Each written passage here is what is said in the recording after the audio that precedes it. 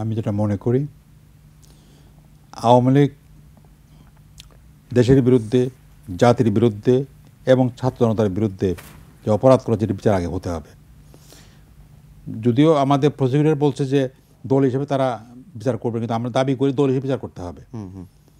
বিচার করার পরে এরপরে আওয়ামী লীগের যদি ক্ষমা প্রার্থনা করে, তারা যদি সংশোধিত হয়, এই বিচারে তার পরবর্তী দেখা যায় আওয়ামী লীগ তারা নিবন্ধন পাবে কি পাবে না। তখন নিবন্ধন তারা আছে, আমি মনে নিবন্ধনটা এখন বাতিল করা উচিত। বাতিল করে তাদের বিচার করা উচিত। বিচার করে এরপরে ডিজাইড হবে, তারা নতুন করে অ্যাপ্লাই করবে এবং কারা নেতৃত্বে আসতে আমরা বিবেচনা করব, কি অপরাধী আসছে কেউ নাকি নিরপরাধী কোনো মানুষ, তখন নিবন্ধন আলোকে তারা নির্বাচন করতে পারবে। কিন্তু এই মুহূর্তে নয়, আমি মনে করি না সামনে নির্বাচন কোনো অবস্থাতে করে দেওয়া যায় না। কিন্তু এখন তো নিবন্ধন বাতিলও করা হয়নি, নিষিদ্ধও করা হয়নি, কিছুই করা হয়নি। সেই জায়গা থেকে আপনাদের মানে মন্তব্য কি হবে যে এই অবস্থায় যদি থাকে তাহলে নির্বাচনের সুযোগ দেওয়া উচিত কিনা? আমি মনে করি দেওয়া উচিত না। তাদের বাতিল করা হয়নি, এর বাতিল প্রক্রিয়া যেতে হবে তাদেরকে। কর্তৃপক্ষ নির্বাচনে যেহেতু নির্বাচন কমিশন অ্যাক্টিভ হচ্ছে, তাদের বলছে আমি প্রস্তুত হচ্ছি, তখন তাদেরকে বিবেচনা করতে হবে। দাবিটা তো আমাদের না, ছাত্র সমাজের সাধারণ দাবি এটা। যারা ২,০০০ মানুষ মেরেছে এবং কয়েকদিনের মধ্যে যারা প্রায় ২০-৩০,০০০ মানুষকে আহত করেছে, পঙ্গু করেছে, এদের কি বিচার করা হবে না? এটা বলা হবে না যে একজন মানুষ করেছে কাজটা। তাদের অনেকেই করেছে, তাদের সবাইকে বিচার করতে হবে এবং দল হিসেবে তারা করেছে, কমিটিতে সবাই মিলে কাজটা করেছে। এই জন্য আমি মনে করি দলের বিচার করা উচিত।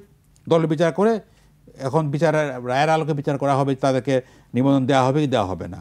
শিয়া বাটার ও ভিটামিন ই সমৃদ্ধ lily glam beauty soap. Lily, always beautiful. এই জন্য এই কাজটা এখনও শুরু হয় না। আমি অনুরোধ করবো অন্তর্বর্তী সরকারের কাছে যে এইভাবে আপনারা পদক্ষেপ গ্রহণ করেন এবং বিচারের আওতায় যান। জানি তাদের উপরে চাপ আছে, বিভিন্ন দেশের দূতাবাস চাপ দেয় সৃষ্টি করে যে আওয়ামী লীগকে সাথে নিতে হবে। আওয়ামী লীগ কীভাবে নেব সাথে? আওয়ামী লীগ যদি সংগঠিত হয়, আওয়ামী লীগ নামের প্রতি আমাদের কোনো ইয়া নেই। নাম একটা দলের থাকতে পারে একটা নাম, কিন্তু তাদের কর্মকাণ্ড যদি সংশোধন না হয়, তাদের মধ্যে অনুমতি না আসে, তাদের ২,০০০ লোক মেরেছে, এখানে এটা মারাত্মক অপরাধ তারা করেছে, তারা এখনও জাস্টিফাই করছে, এখনও শেখ হাসিনা দিল্লি বসে বসে জাস্টিফাই করছে, যেখানে অনুভূতি তাদের নাই।